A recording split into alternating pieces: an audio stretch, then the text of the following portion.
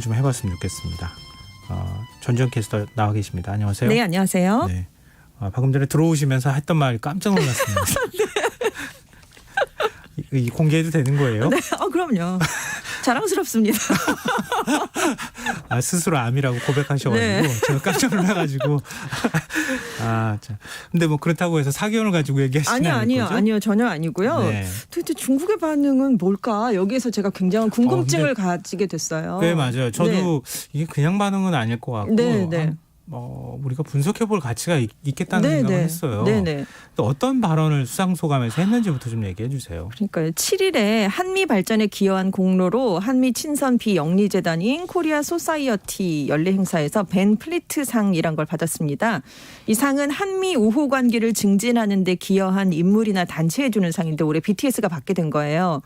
중국이 문제 삼은 부분은 멤버인 RM이 수상소감에서 했던 얘기인데요. 네. 올해 행사는 한국전쟁 70주년을 맞아 의미가 남다르다. 우리는 한미 양국이 함께 겪었던 고난의 역사와 많은 남성과 여성의 희생을 영원히 기억해야 한다. 바로 이 부분이었습니다. 굉장히 짧은 부분이었어요. 네.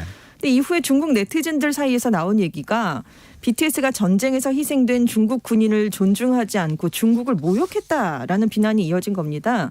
또 환구시보가 BTS가 한국 전쟁 당시 미군이 침략자였는데도 미국의 입장에만 맞춰서 발언했다라고 보도를 하면서 더 이렇게 안 좋은 여론을 미군이 침략자라고 그렇게 얘기를 한 거예요. 환구시보의 보도가 건 그렇습니다. 아니잖아요. 중국을 침략했다라고 가르치고 있습니다. 중국을 침략했다고 중국에서 가르친다고요? 그렇습니다. 네네 그렇게까지 가르치고 있어요. 그러니까 우리랑 그 전쟁을 보는 시각이 굉장히 다른 셈이죠. 지금 젊은이들에게 역사 교육을 그렇게 하고 있다고 합니다.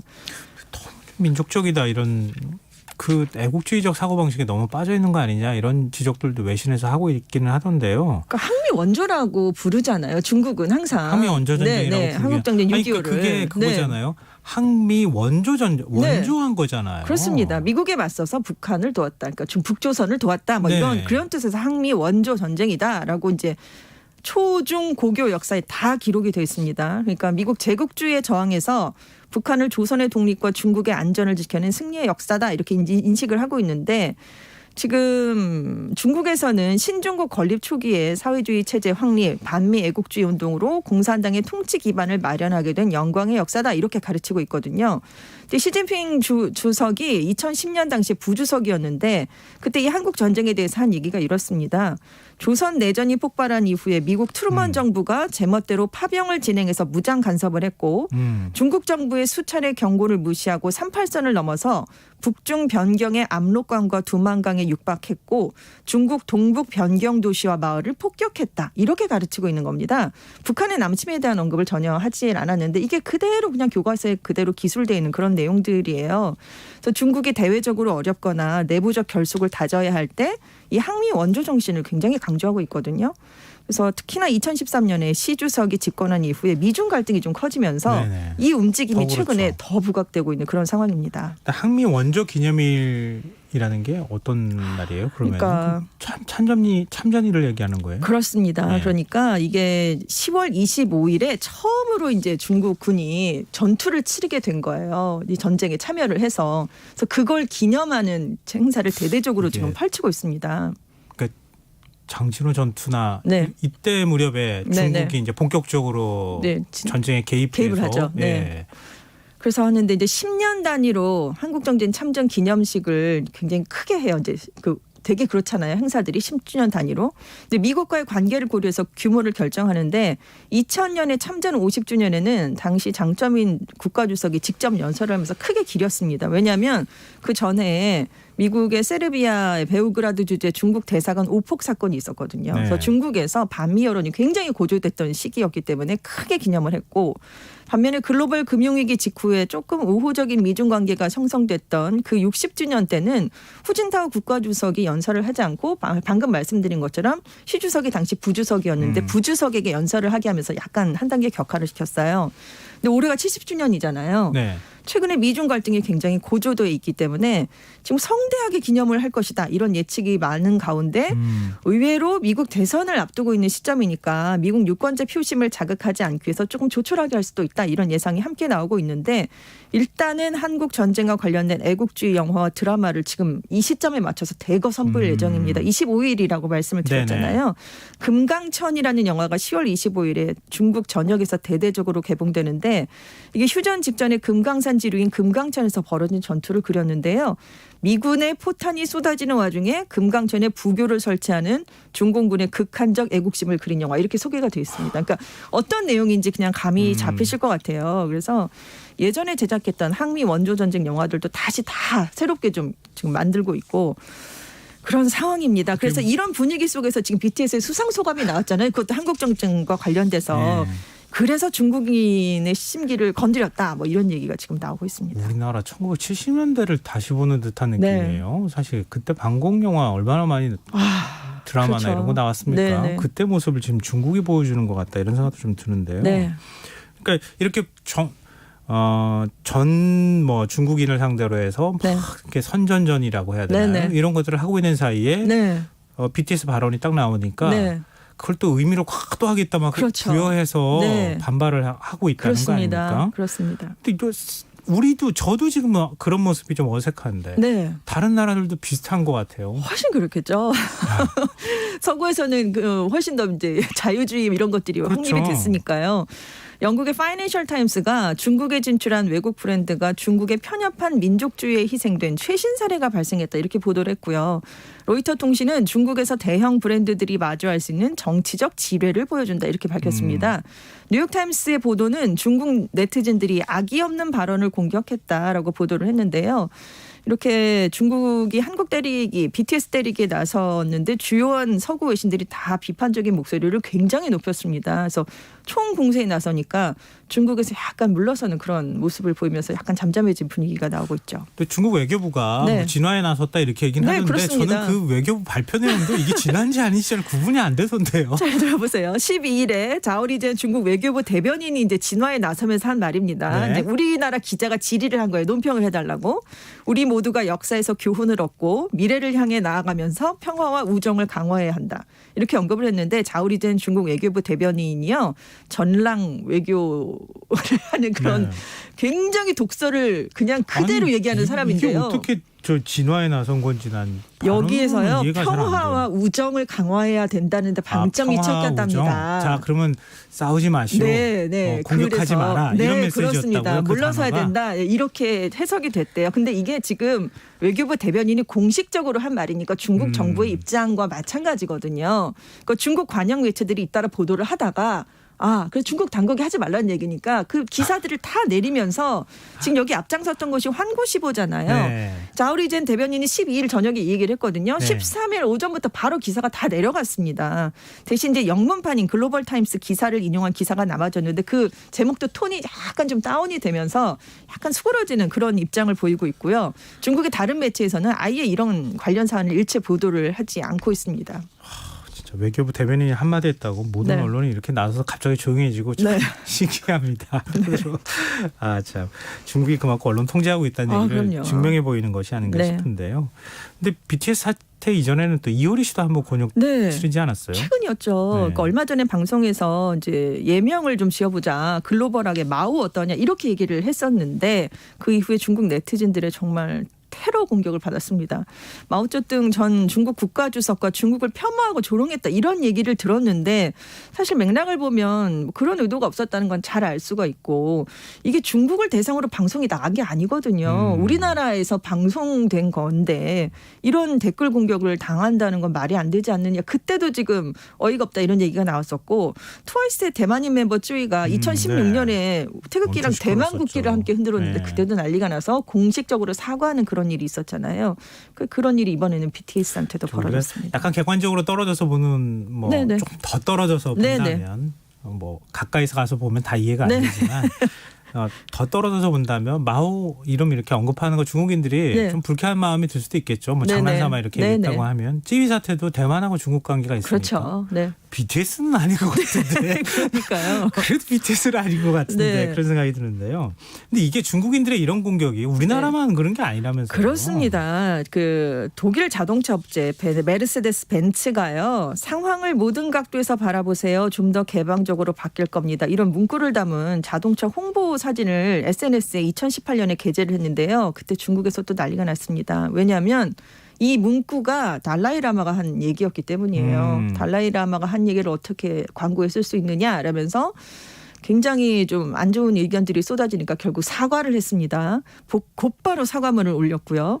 홍콩에서 작년에 송환법 반대 시위가 격렬했잖아요. 네. 그때도 나이키사가 일본 디자이너가 제작한 한정판 브랜드를 판매하고 있었는데 전격 중단이 됐습니다. 왜냐하면 이 일본 디자이너가 중국 송환 반대 구호가 적힌 홍콩 시위대 사진을 자기 SNS에 올렸거든요.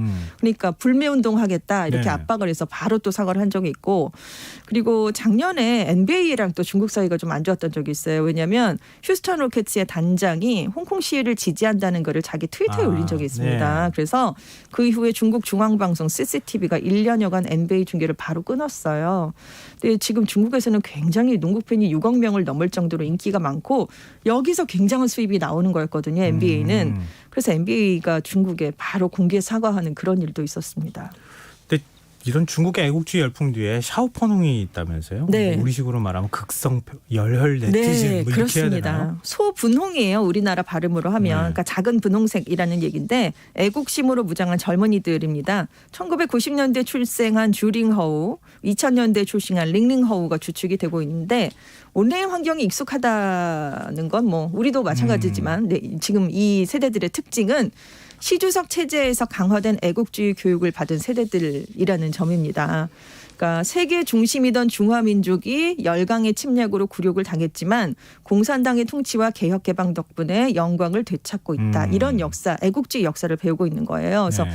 여기 이런 교육을 어릴 때부터 받고 자랐기 때문에 중국의 자존심을 누가 건드렸다 이렇게 생각을 하면 바로 폭발을 한다고 합니다. 이런 인구가 지금 중국에서 6억 명에 달하는 것으로 지금 조사가 되고 있어요. 그래서 왜 문화대혁명 때 마오쩌둥이 10대, 20대 홍위병을 많이 이용을 했었잖아요. 네. 그래서 지금 이 소분홍을 21세기 홍위병이 아니냐 이렇게 부르고 있기도 합니다. 그런 점은 있을 것 같아요. 중국이 경제 성장을 많이 이룬 네네. 이후에 네. 좀 중국의 자신감이 회복됐을 그렇습니다. 때 자라났던 네네. 세대들은 그렇습니다. 당연히 뭐 우리 중국에 대해서 네네. 정말 자부심을 전 세계에서 느끼고. 네. 우리는 어디에도 밀리지 않는 그럼요. 국가야. 이런 G2로 생각을 올라섰잖아요 또. 네. 네. 그런 생각을 가질 수 있을 것 같아요. 그렇습니다. 근데 거기에다가 이렇게 뭔가 애국주의를 싹 더하니까 네. 더 이상한 방향으로 좀 자꾸 나가는 거 아닌가 싶은데 오히려 근데 그렇게 하는 게 나중에 장기적으로 보면 중국한테 불리하지 않을까? 더 나쁜 방향으로 가는 거 아니에요? 그렇습니다. 역풍이 불 수도 있다는 얘기가 분명히 나오고 있어요. 지금 인터넷도 외부랑 단절이 돼 있잖아요. 만리방화벽을 세워서 서구의 인터넷 플랫폼들이 지금 거의 그냥 여러분들이 많이 이용하시는 거를 중국에선 다 할 수가 없다 이렇게 생각을 하시면 되거든요. 그러니까 거기서 지금 고립이 되면서 자기들 생각만 계속 지금 확증 편향이 정말 여기서 네. 이제 시도가 돼 있는 거잖아요. 그래서 지금 미국이 화웨이랑 틱톡 금지하기도 하는데 그래서 테크노 민족주의라는 얘기가 흐르고 있기도 한데 사실은 이렇게 중국이 먼저 시작을 했기 때문에 이렇게 글로벌에서 굉장히 역풍을 맞고 있다는 얘기도 나오고 있고 그래서 중국이 지금 틱톡으로 이제 많이 사업을 좀 확장해 보자 했는데 지금 인도랑 민족주의 갈등을 빚으면서 왜 최근에 거기도 국경에서 분쟁이 일었었잖아요. 네, 막 서로 막 그렇습니다. 돌멩이로 총 못 쏘니까 그렇죠. 막, 네, 그랬는데 몸싸움하고. 곡괭이로 몸싸움하고 네. 이랬는데 그렇기 때문에 지금 인도가 바로 틱톡을 비롯해서 중국산 애플리케이션을 전면 금지를 시켰거든요. 이런 역풍이 불고 있고 지금 서구 세계와도 지금 여기저기서 충돌을 빚는 그런 일이 벌어지고 있습니다. 근데 우리도 가만히 생각해 보면요, 우리도 애국주의나 민족주의적 성향이 강한 네네. 국가인 것만은 뭐 부인할 수가 없는데요. 네네. 우리가 좀 문화적으로 더 많이 개방되고 네. 이렇게 하면서부터 한류도 더 많은 사람들한테 사랑받고 네, 그렇게 됐던 것 같아요. 제가 생각할 땐 그렇거든요. 그렇습니다.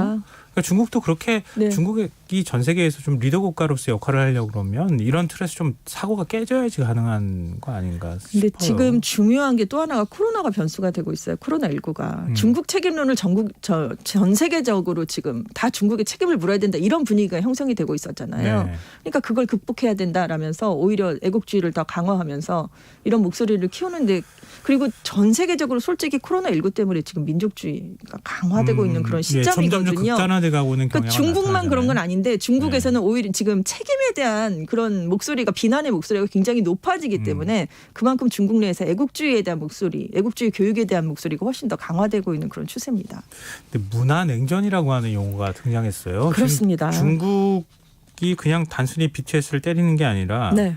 문화 냉전주의를 뭐 지향하는 거 아니냐? 그렇습니다. 그러니까 왜 예전에 소련이 비틀즈에 관련된 문화, 서구 비틀즈뿐만이 아니라 서구 문화에 대한 걸 굉장히 다 검열하고 완전히 금지시킨 적이 있었잖아요. 그래서 해적판 놔돌고 막 이러면서 소련도 그랬어요. 구소련도. 그럼요. BTS, 유명합니다. 당시 그 누구죠? 그 비틀즈 네. 음악 못 듣게 못 듣게 하고 그런데도 네. 사람들이 어떻게든 뭐 다른 타구에서 듣고. 천외한 방법을 동원해서 듣고 그래서 완벽하게 통제를 하지 못했다라고 하는데 냉전이라는 것에 대해서 정치 군사적인 면만 있는 게 아니라 사실 문화적인 면이 굉장히 중요하거든요. 왜냐하면 이게 자연스럽게 자기도 모르게 삶에 스며들면 빠르게 확산이 됩니다. 그래서 이 체제를 유지하는 데 굉장한 위협이 되는데 바로 소련의 경우에서 알 수 있듯이 중국도 위기감을 느끼고 있다는 거죠. 네. 네, 그래서 지금 문화 전파가 안 그래도 SNS로 빠르고 폭넓게 확산이 되면서 지금 중국에서 그래서 가설 사설명을 동원해야 외부 세계와 접속이 될 수 있도록 하는 등 만리방화벽을 세웠다 이런 얘기도 하고 있고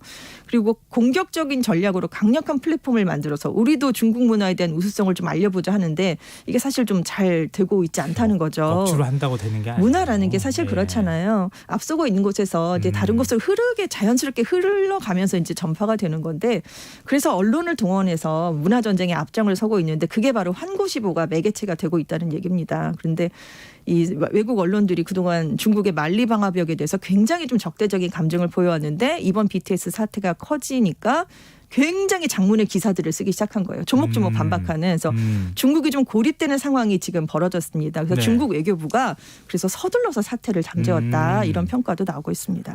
근데 자꾸 이런 게 타깃이 우리나라 뭐 한류가 BTS나 다른 네. 사람들도 자꾸 타깃이 네, 네. 될까 걱정이 좀 돼요. 그렇습니다. 지금 우리나라의 경우 한류 콘텐츠가 대표적인 예로 꼽히는데 그만큼 중국 내부적에서 아직은 뭔가를 내세울 만한 소프트 파워가 이렇게 크게 있지 않다. 이거를 오히려 보여주는 것이다. 이런 얘기가 나오고 있는데 사실 G2로 성장을 했긴 했지만 이 문화적인 면에서 전 세계로 이렇게 뻗어나가고 있는 그런 거를 리드하는 모습을 보여주기는 좀 어렵잖아요. 그렇죠. 네. 그렇기 때문에 이런 상황에서 환구시보가 때맞춰서 부정적인 여론을 형성해서 이 차에 K-팝 팬 세력을 좀 약화하려는 목적이 있었다. 이런 해석도 지금 일부에서는 나오고 있습니다. 그래서 강화된 애국주의 경향에 지금 한국 대중문화가 유독 타깃이 되고 있다. 이런 얘기가 나오고 있습니다. 그때 우리가 한류가 이렇게 전 세계적으로 사랑받을 줄 알았겠습니까? 그렇죠. 몰랐잖아요. 몰랐죠. 자연스럽게 그게 형성이 그렇습니다. 되는 거잖아요. 네, 중국도 자연스럽게. 그럴 때가 올 텐데 그걸 그러니까요. 억지로 지금 만들려고 하다 보니까 자꾸 무리수를 두는 거 아닌가 싶어요. 그렇죠. 네. 문화는 그렇게 가는 게 아닙니다. 그렇습니다. 네, 알겠습니다. 네. 오늘 아미 입장에서 네. 하신 건 아닌 걸로 아닙니다. 알고 있습니다. 정말 궁금해서 제가 네, 공부를 해보게 됐어요. 네. 네, 알겠습니다. 오늘 고맙습니다. 네, 감사합니다. 네, 지금까지 세계의 이면 외신캐스터 전주현 씨와 함께했습니다. 오늘 모바일 상품권 당첨자는 홈페이지 공지사항에서 확인하실 수 있습니다. 김성환의 시사야 오늘 여기서 마치도록 하겠습니다. 편안한 밤